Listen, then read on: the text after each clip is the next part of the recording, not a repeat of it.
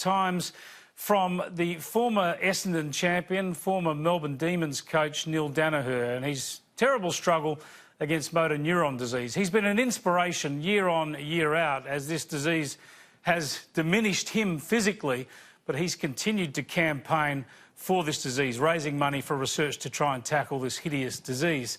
But his latest video that came out last week, and an address by him to the players at his former club, the club he coached, the Melbourne Demons in the AFL, is absolutely startling because, again, the usual courage we're seeing from Neale Daniher in promoting this cause and just in carrying on. But in it, he provides a life lesson. He decides to tell us what message his grandson, his new grandson Cooper, what is the best lesson for life he would like to pass on to his grandson Cooper. The answer is quite stunning and quite useful to everybody on this planet. Have a look.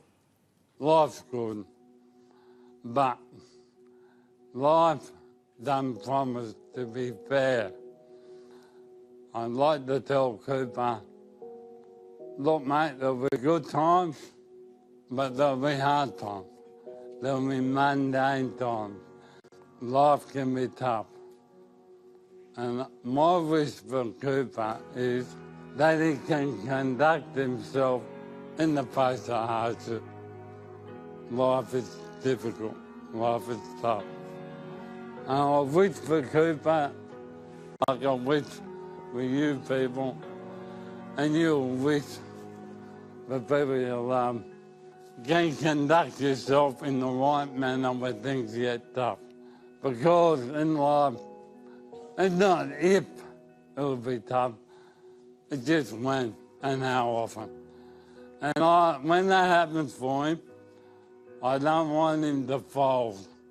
I don't want him to be another life victim.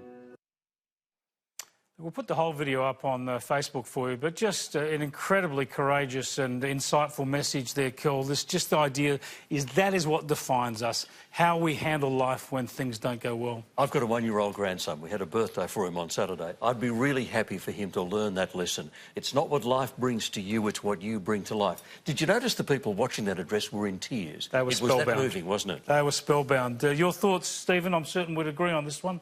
Yeah, no, look, absolutely, Chris. I mean, he's an incredible individual, and the money that's raised at the G tomorrow, I'll be lucky enough to be there again. I've been most years in the last few years, has done a tremendous amount, and there's talk of various, with caution, because this is a disease that is just, it's a life sentence, unfortunately, at the moment.